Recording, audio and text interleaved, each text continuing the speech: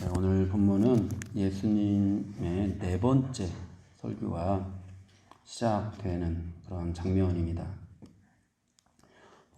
첫 번째 설교는 이제 마태복음 5장에서 상산순 말씀, 상산 설교가 첫 번째 설교이고요.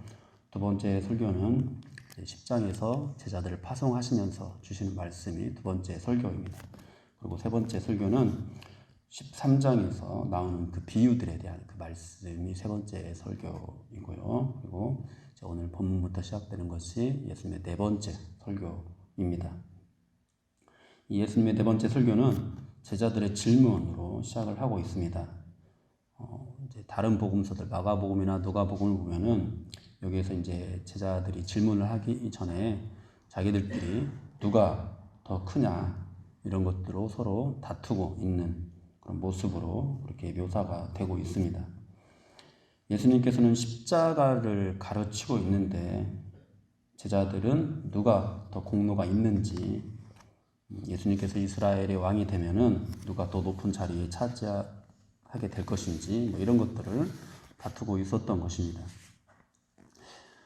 이런 이제 제자들에게 주시는 예수님의 말씀, 설교는 무엇인지 이제 살펴보도록 하겠습니다. 1절부터 보면은 천국에서 누가 크니까 이런 질문을 하고 있는데요. 다른 복음서에서 서로 누가 더 크냐 이렇게 다투는 그런 장면인데 마태복음에서는 이것을 이제 천국에서 누가 더 큰지 이런 문제로 다루고 있습니다. 그런데 사실 이 질문은 천국의 본질과는 전혀 상관없는 그런 질문이었습니다. 천국은 어떤 계급이 있는 나라가 아닙니다. 천국은 예수님과 함께 모든 사람들이 더불어 사는 곳입니다. 물론 천국에서도 질서는 있습니다. 그러나 이 질서가 어떤 우열을 뜻하는 그런 단어는 아닙니다. 일반 사회에서 질서를 우리가 지킨다고 할 때도 버스를 탈 때 먼저 온 사람이 먼저 버스에 올라타는 것은 당연한 일이잖아요. 그렇다고 해서 이 먼저 온 사람이 늦게 온 사람보다 더 신분이 높다거나 더 뛰어나다거나 이런 의미는 아니죠. 사회가 올바르게 돌아가기 위해서 우리는 그것을 이제 하나의 약속으로 정해놓고 이제 사회 질서로 지키는 것일 뿐이죠. 먼저 온 사람이 앞에 맨 앞줄에 서서 이제 먼저 타는 것, 이것은 당연한 일입니다. 그러나 그 사람에게 어떤 특권이 주어진 것은 절대 아닙니다. 교회 안에서도 여러 직분자가 있지만 그 직분은 어떤 직급의 높고 낮음을 의미하는 것이 아닙니다. 말씀을 가르치는 자에게 순종하라 이런 말씀도 있는데 이것도 신분이 높아서거나 그 사람에게 어떤 특권이 있어서가 아니라 그것이 질서이기 때문에 주님이 명령하신 것일 뿐입니다. 그런데 오늘 본문에서 이제 제자들은 천국에서 누가 더 크냐 이렇게 질문하고 있습니다. 이것은 이 천국의 본질을 오해한 것이죠. 더구나 이 질문을 하고 있는 이때 예수님께서는 예수님의 고난에 대해서 계속 말씀을 하고 계셨잖아요. 예수님께서 죽으시고 부활하실 것을 세 번이나 베드로의 신앙 고백 이후에 세 번이나 연거푸 말씀을 하고 있는데 제자들은 누가 더 큰가를 다투고 있습니다. 이것은 마치 이제 병에 걸린 이 부모를 앞에다 두고 어떻게 하면 이걸 낫게 할까, 어떻게 하면 이걸 치료할 수 있을까 이렇게 의논을 해야 되는데 그렇게 의논하는 것이 아니라 누가 더 상속을 많이 받을까, 부모님 앞에서 이것을 다투는 것과 같은 일이죠. 이처럼 예수님의 죽음을 앞에 두고 전혀 상식 밖의 그런 토론을 하고 있는 제자들에게 오늘 주님께서 말씀을 하십니다. 말씀을 하시면서 어린아이를 불러서 그들 가운데 세우시는데요. 어린아이를 세우시는 이유가 무엇일까요? 우리는 이 어린아이를 생각할 때 죄 없고 순수한 그런 이미지를 많이 떠올립니다. 그래서 이제 이 예수님께서 어린아이를 세우는 이 장면에서도 어린아이처럼 순수해야 된다 이렇게 말씀을 적용하는 경우가 참 많습니다. 저도 이제 학생 때 이 부분의 그런 본문을 가지고 큐티를 할 때 그렇게 적용을 했던 것 같습니다. 그런데 오늘 본문에서 이 어린아이는 죄 없고 순수한 존재로 등장을 하지는 않습니다. 오늘 예수님께서 어린아이를 세우시는 것은 이제 천국에서 큰 자와 반대되는 그런 개념으로서 그런 존재로 세우고 있습니다. 즉 어린아이는 세상 권력과 거리가 먼 그런 존재로서 제자들 앞에 세우시는 것입니다.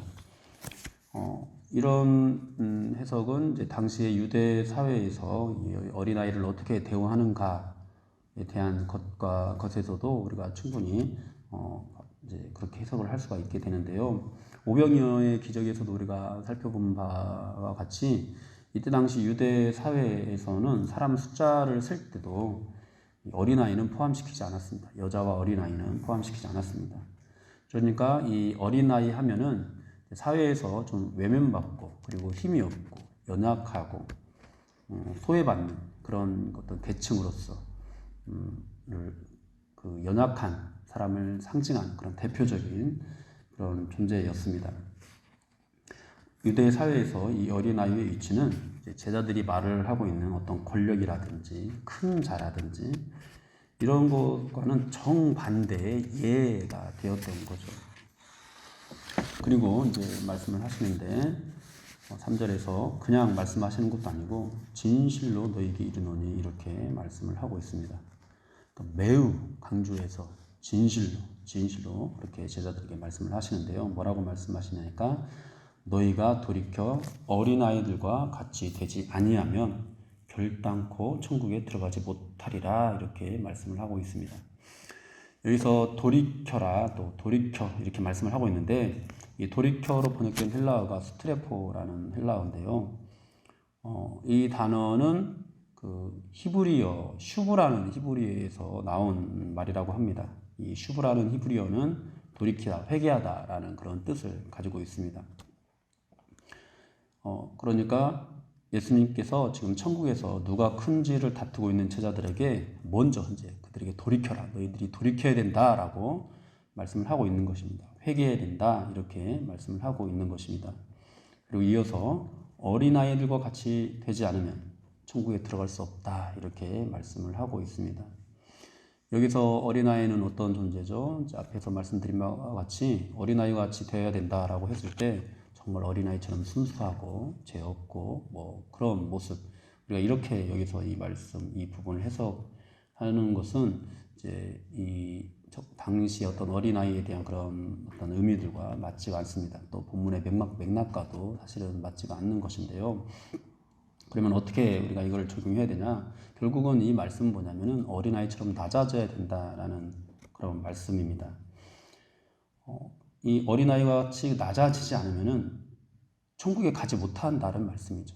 그것도 그냥 가지 못한다고 하시는 것이 아니라 결단코 들어가지 못할 것이라고 이 말씀을 하고 있습니다.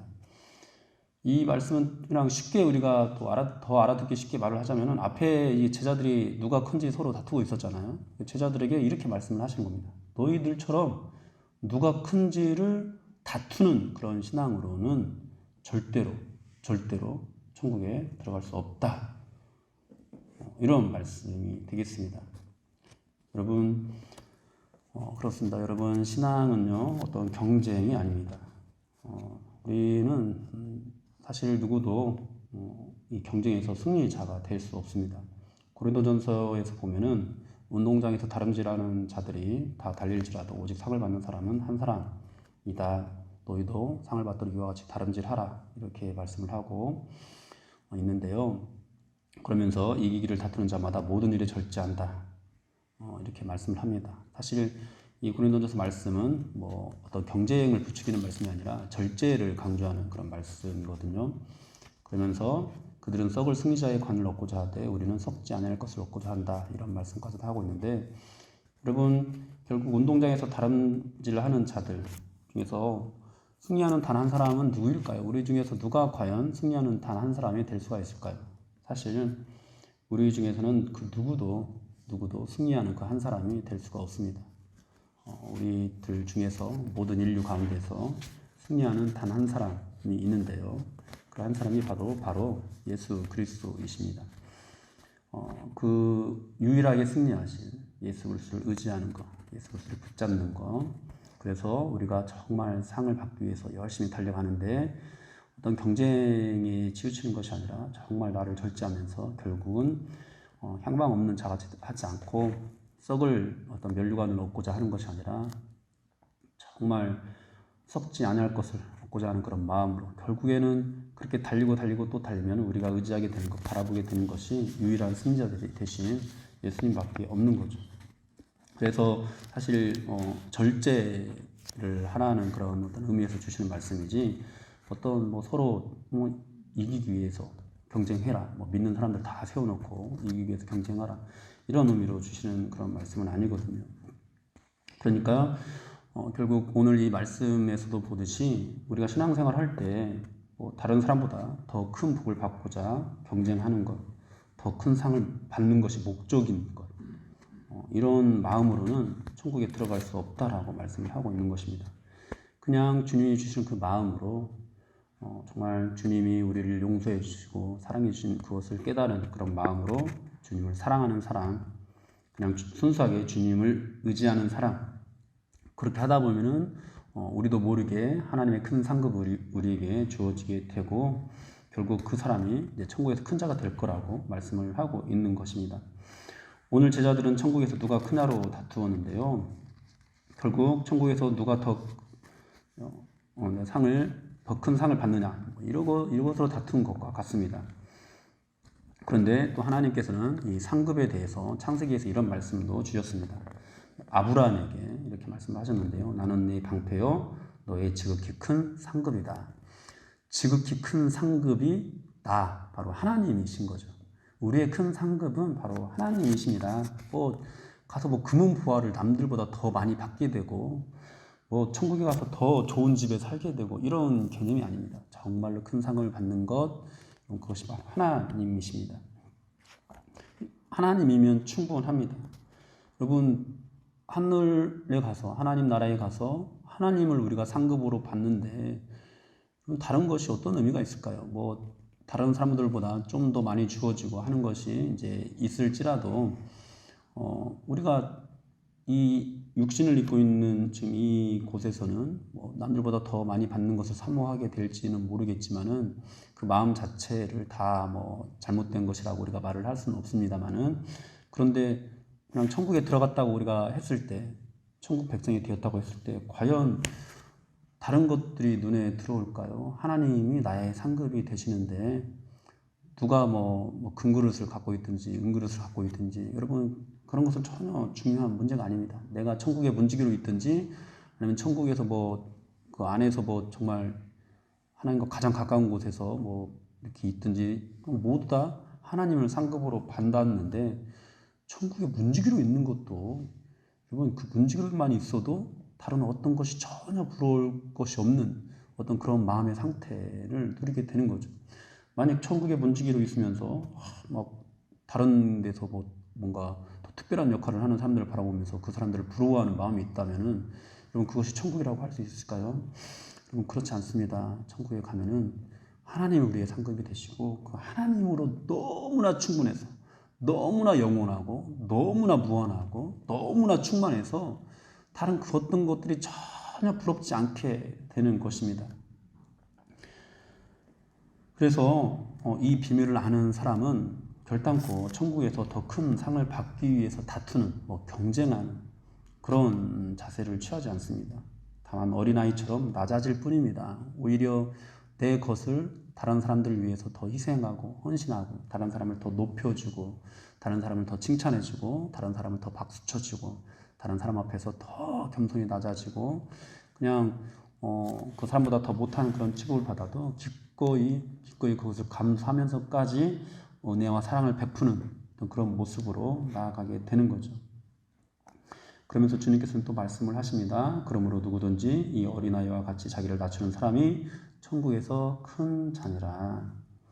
여러분 결국 제자들은 누가 천국에서 큰지 서로 다투고 있었는데 예수님께서는 다투는 자가 큰 자가 아니라 이 어린아이와 같이 낮추는 자가 천국에서 큰 자다라고 말씀을 하고 있습니다. 여러분 그렇다면 또 이 큰 자가 누구일까요? 가장 이 자기를 낮춘 최고봉 누구일까요? 바로 하나님의 아들이시면서 인간의 몸을 입으시고 이 땅에 오신 분, 그리고 하나님의 아들이신데도 세례 요한에게 세례를 받으셨고 또 성전세도 내셨고 결국은 죽기까지 충성하신 분, 여러분 그 분이 천국에서 가장 큰 거예요. 누가 다른 사람이 큰 것이 아니라 예수님이 하나님의 아들 되신 예수님이 이 땅에서 가장 낮아지셨고 그 예수님이 천국에서 가장 큰 자가 되는 것입니다. 사랑하는 여러분, 성경은 지속적으로 우리에게 십자가에 죽으신 그 예수 그리스도가 우리의 왕이시고 우리의 주님이시라고 가르치고 있습니다. 그런데 우리는 이 말씀 앞에서도 제자들처럼 그렇게 다른 사람보다 더 큰 복을 받기를 바라는 그런 마음, 다른 사람보다 더 크게 되고 싶은 마음, 다른 사람보다 더 크게 쓰임받고 싶은 그런 마음으로 가득 차 있진 않은지 돌아봤으면 좋겠습니다. 오늘 주님께서는 그런 마음으로는 결단코 천국에 들어갈 수 없다라고 말씀을 하고 있습니다. 제자들처럼 천국에서 누가 큰지를 다투는 뭔가 더 크게 되고 싶은 그런 마음이 있었다면은 여러분 그런 마음을 이제는 멈추십시오. 그리고 세상에서 가장 연약한 존재인 어린아이와 같이 낮아지고 겸손하십시오. 낮아지는 자가 천국에 들어갑니다. 자신을 낮추는 자가 정말로 하늘에서 큰 상, 정말 큰 자가 될 수 있습니다. 그 상은 또 다른 것이 아닙니다. 우리의 아버지 되시는 하나님과 함께하게 되는 것, 이것이 정말 큰 복입니다. 그러므로 서로 경쟁하기를 멈추고 서로 돌아보면서 사랑과 선행을 격려할 수 있는, 그래서 정말 이곳 가운데서 이 땅 가운데서 우리가 살아가면서 예수 그리스도와 같이 예수 그리스도를 따르면서 예수 그리스도와 같이 자신을 낮추는, 그래서 정말로 진짜 이 땅에서 생각하는 큰 어떤 자가 되는 것이 아니라 천국에서 정말 우리에게 보여주는 그런 큰 자, 큰 상급을 누리는 그런 저와 여러분들이 되기를 주님 이름으로 축원합니다.